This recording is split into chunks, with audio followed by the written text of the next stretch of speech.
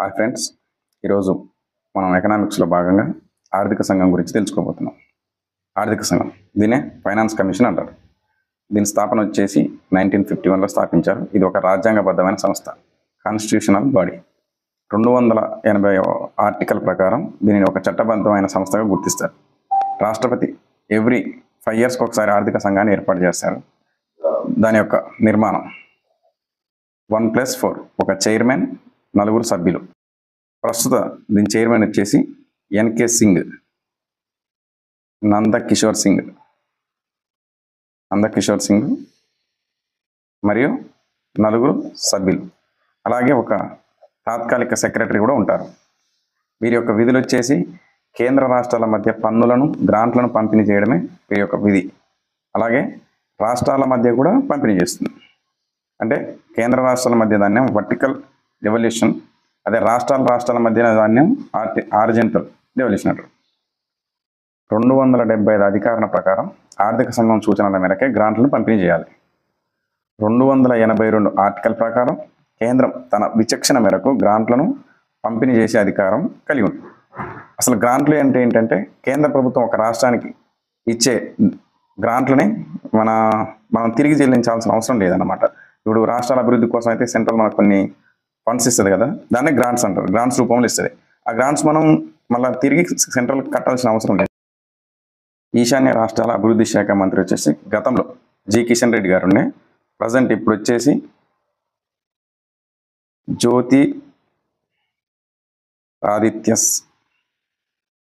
జ్యోతిరాదిత్య సింధియా. ఇప్పుడు ప్రస్తుత ఈశాన్య రాష్ట్రాల అభివృద్ధి శాఖ మంత్రి వచ్చేసి జ్యోతిరాదిత్య సింధియా గారు ఉన్నారు. ఆర్థిక సంఘం యొక్క విధులు: 1, పన్నులని, గ్రాంట్లని, రుణాలని ఎలా పంపిణీ చేయాలనో చూపిస్తుంది. మనకు వచ్చేసి 14th ఫైనాన్స్ రిగానెడ్ కంప్లీట్. ఇప్పుడు ప్రజెంట్ 15వ ఆర్థిక సంఘంలో మనం ఉన్నాం. ఫస్ట్ ఆర్థిక సంఘం ప్లానింగ్ కమిషన్ చైర్మన్ వచ్చి K C Neogy. 11th finance commission వచ్చేసి 2000-2005 సంవత్సరం మధ్యకాలంలో ఏఎం కుస్రో గారు ఉన్నారు. 12th ఫైనాన్స్ కమిషన్ 2005 నుంచి 2010 మధ్యలో సి రంగరాజన్ గారు ఉన్నారు. 13వ ఫైనాన్స్ కమిషన్ చైర్మన్గా వచ్చేసి విజయ్ కేట్కర్. ఈయన మన తెలుగు వ్యక్తి.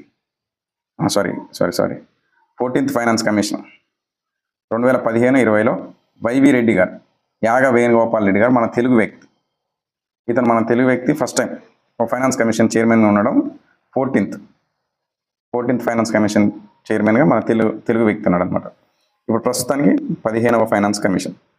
ఇది వచ్చేసి 2021-26, ఇది 6 years ఉన్నది అనమాట. యాక్చువల్గా 2021లో 1 సంవత్సరం మరియు 21 నుంచి ఇది స్టార్ట్ అయింది, మళ్ళీ 26 వరకు.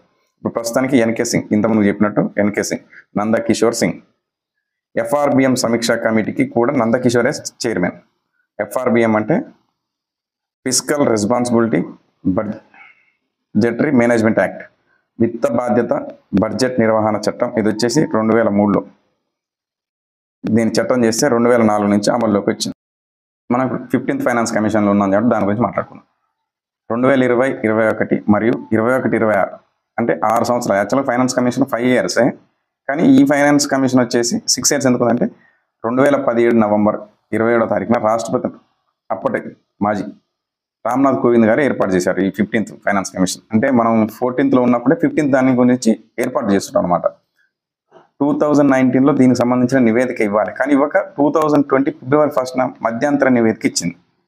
ఎందుకంటే కారణాలు ఏంటంటే, ఇప్పుడు 2019లో ఇవ్వాల్సింది 2020లో ఇవ్వడానికి కారణాలు ఏంటంటే, 2019లో జమ్మూ కాశ్మీర్ పునర్వ్యవస్థీకరణ చట్టం, అంటే రాష్ట్ర హోదా తీసేసి దానికి కేంద్రపాలిత ప్రాంతాలుగా రెండింటిని విడగొట్టడం.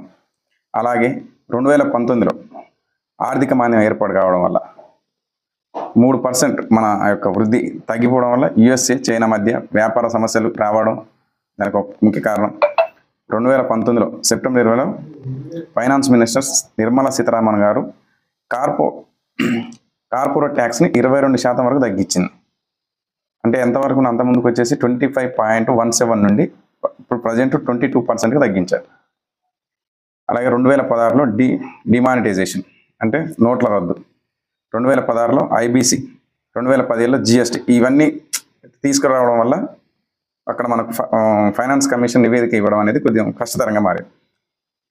ఇప్పుడు 15వ ఫైనాన్స్ కమిషన్ యొక్క మధ్యంతర నివేదిక ప్రకారం కేంద్ర రాష్ట్రాల వాటా మధ్య ఉన్న పన్ను, రాష్ట్రాల వాటా వచ్చేసి 41%, కేంద్రం వాటా వచ్చేసి 59%. 100%లో రాష్ట్రాలకు 41%, కేంద్రానికి 59% అధికారాలు ఉంటాయి అన్నమాట. 15th ఫైనాన్స్ నిర్మాణం. చైర్మన్ వచ్చేసి ఎన్కే సింగ్, నందకిషోర్ సింగ్ గారు చైర్మన్. మెంబర్స్ మనం 4 అనుకుని చెప్పాను కదా. మొదటి అజయ్ నారాయణ్ ఝా, ఇతను ఆర్థిక కార్యదర్శి. ఇతను 15th ఫైనాన్స్ కమిషన్కి సెక్రటరీగా చేశాడు. నెక్స్ట్ రెండో అతను అశోక్ లహరి, ఇతను బందర్ బ్యాంక్గా చైర్మన్గా చేశాడు. థర్డ్ పర్సన్ రమేష్ చంద్, ఈయన నీతి ఆయోగ్లో మెంబర్. ఫోర్త్ అనూప్ సింగ్, ఈయన జార్జ్ టౌన్ యూనివర్సిటీ ప్రిన్సిపల్గా చేశాడు. ఇప్పుడు మనం అనుకున్నాం కదా ఒక సెక్రటరీ తాత్కాలికంగా ఉంటుంది. ఇప్పుడు Arvind Mehta present secretary. 15th finance commission తుది నివేదికన 2021 నుంచి 26 మధ్యలో ఉండాలి. దీనిలో కేంద్ర రాష్ట్రాల వాటా వచ్చేసి ఇప్పుడు మనం చెప్పుకున్నట్టు 41%. వర్టికల్ డెవల్యూషన్ చేస్తే ఇప్పుడు యాక్చువల్గా 11th ఫైనాన్స్లో 29.5% ఉండే రాష్ట్రాల వాటా. తర్వాత 12th ఫైనాన్స్ కమిషన్లో కొంచెం మెరిగి 30.5గా మారింది. 13th ఫైనాన్స్ కమిషన్లో 32%. 14th ఫైనాన్స్లో కొంచెం అత్యధికంగా 42% ఇచ్చేదండి. ఈసారి 15th కమిషన్లో 1% తగ్గి 41లో పడింది. కారణం ఏంటంటే ఒక రాష్ట్రం తగ్గింది కదా. అంతకుముందుకు 29 రాష్ట్రాలు ఉండే. అటువంటిది ఇప్పుడు ఒక రాష్ట్రాన్ని 2 కేంద్రపాలిత పాలితగా చేయడం వల్ల 28 రాష్ట్రాలుగా మారడం వల్ల 1% నిధులు అనేది తగ్గించారు. ఆర్థిక సంఘం అంశాలు. ఇప్పుడు ఆర్థిక సంఘంలో వాళ్ళు పెట్టుకున్న లక్ష్యాలు, వాళ్ళు చేసే వ్యాయం దేనికి ఎంత అంటే విత్త సామర్థ్య దూరం, ఇన్కమ్ డిస్టెన్స్లో 14th ఫైనాన్స్ కమిషన్లో 50% ఉండే. ఇప్పుడు 15th ఫైనాన్స్ కమిషన్లో వచ్చేసి 45% ఉంది. విస్తీర్ణం దృష్ట్యా వాళ్ళు ఇస్తారు కదా, ఇప్పుడు మనకు రాష్ట్రాలకు ఏ రాష్ట్రానికి ఎంత ఇవ్వాలి, ఏ రాష్ట్రానికి ఎంత ఇవ్వాలి అనే అంశాల గురించి చర్చించుకోవడానికి ముఖ్యంగా 8 అంశాలను పరిగణలోకి తీసుకుంటారు. ఒకటి విత్త సామర్థ్య దూరం, అంటే స్టేట్ యొక్క ఇన్కమ్, అలాగే స్టేట్ యొక్క విస్తీర్ణం అంటే ఏరియా, పెద్ద స్టేట్లకు కొంత అమౌంట్, చిన్న స్టేట్లకు అలాగా. ఇంతకుముందుకు ఎంత ఉండేదంటే 14th ఫైనాన్స్లో 15గా, ప్రస్తుతం కూడా 15% నిధులు ఇస్తున్నారు. అలాగే జనాభా దృష్ట్యా 1900 జనాభా 1971 ప్రకారం ఇచ్చేదన్నమాట. ఇప్పుడు లాస్ట్ టైం, ఇప్పుడు ఇంకా దాని పరిగణలోకి తీసుకొని ఇప్పుడు యాక్చువల్గా 2011 సెన్సెక్స్ అలా తీసుకుంటున్నారు ప్రజెంట్ అయితే. అటవీ విస్తీర్ణం దృష్ట్యా 7.5. నెక్స్ట్ అడవులు పర్యావరణం 10%. పన్ను వసూలు సామర్థ్యం 2.5. జనాభా సామర్థ్యం అంటే TFR, టోటల్ ఫెర్టిలిటీ రేట్ ప్రకారం ఇంతకుముందుకు లేకుండే, ఇప్పుడు ప్రస్తుతానికి దాన్ని కూడా తీసుకుంటున్నారు.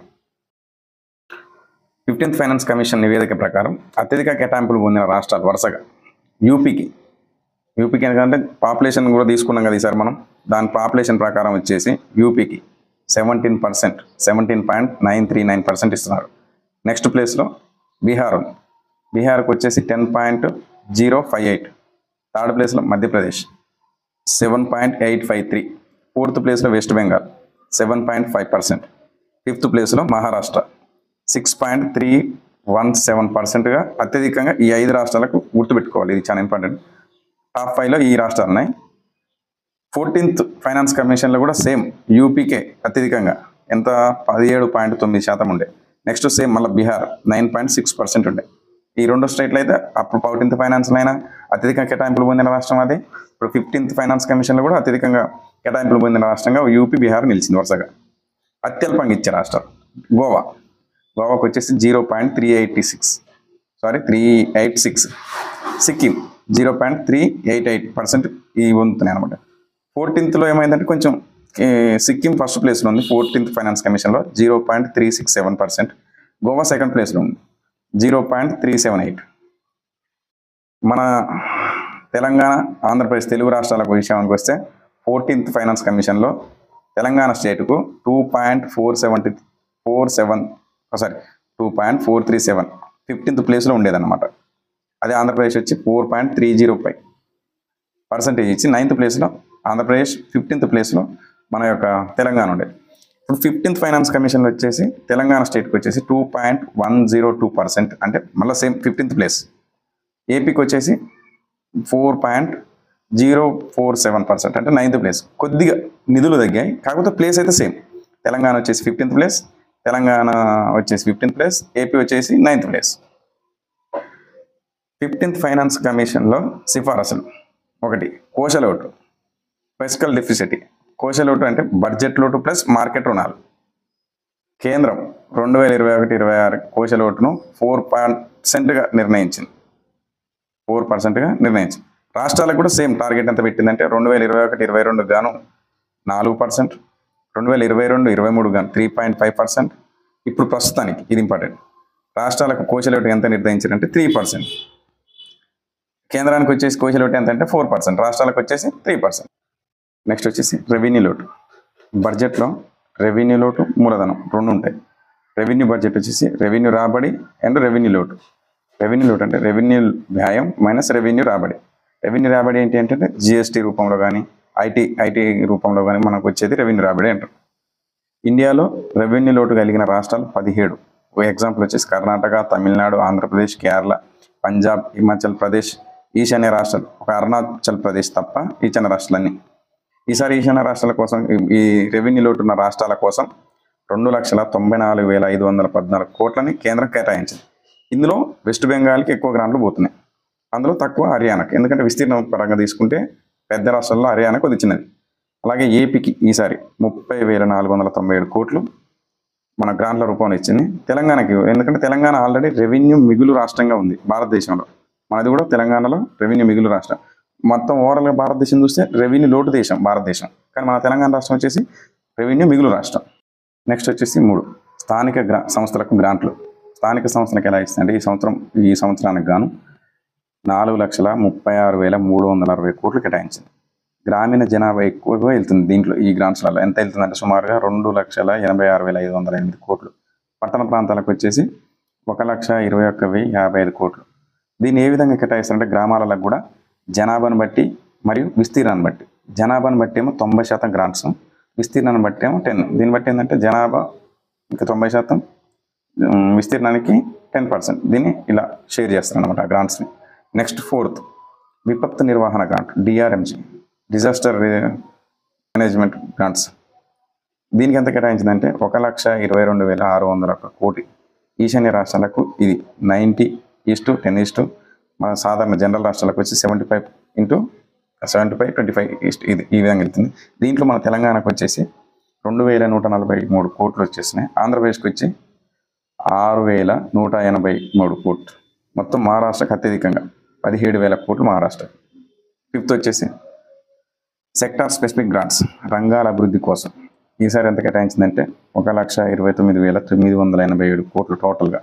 దాంట్లో వ్యవసాయ రంగాల కోసం 45,000 కోట్లు, పాఠశాల విద్య కోసం 40,800 కోట్లు, ఉన్నత విద్య కోసం 6,143 కోట్లు, ఆరోగ్యం కోసం 31,755. పిఎంజిఎస్వై, ప్రధానమంత్రి గ్రామీణ సాధక యోజన, దీంట్లో వచ్చేసి 25,739 కోట్లని కేటాయించింది. ఈ అమౌంట్లో వచ్చేసి భాగంగా ఏంటంటే డీజిల్ సెస్ ద్వారా సేకరించారన్నమాట. ఈ అమౌంట్ని డీజిల్ సెస్ ద్వారా వచ్చే అమౌంట్ని 500 జనాభా కలిగిన ప్రతి గ్రామ పంచాయతీకి రోడ్లను నిర్మించడం కోసం ఈ అమౌంట్ని వాడతారు. ఫైనల్గా వచ్చేసి స్టేట్ స్పెసిఫిక్ గ్రాంట్స్, రాష్ట్రాల వారిగా ప్రత్యేక గ్రాంట్లు 49,599 కోట్లు రాష్ట్రాల వారిగా. 5 years టోటల్ గ్రాంట్స్ వచ్చేసి 10,33,602 కోట్లని మనం దాన్ని రిలీజ్ చేయగా, కేంద్ర రాష్ట్రాల వాటా వచ్చేసి మనం ఇంతకుముందు చెప్పుకున్నాం కదా 41% రాష్ట్రాలకు, మిగిలిన 59% కేంద్రానికి. ఎందుకంటే కేంద్రం చేతిలో కేంద్ర పాలిత ప్రాంతాలు ఉంటాయి, వాళ్ళకి స్పెషల్ అధికారాలు ఉంటాయి, కొద్దిగా అమౌంట్ ఎక్కువ ఉంటుంది. గ్రాంట్లు వచ్చేసి 9.9. మొత్తం టోటల్ గ్రాంట్స్ వచ్చేసి 50.9%గా ప్రస్తుతానికి అలా ఉంది. ఓకే ఫ్రెండ్స్, నెక్స్ట్ మనం వేరే అంశంతో మళ్ళీ చర్చించుకుందాం. Okay, bye.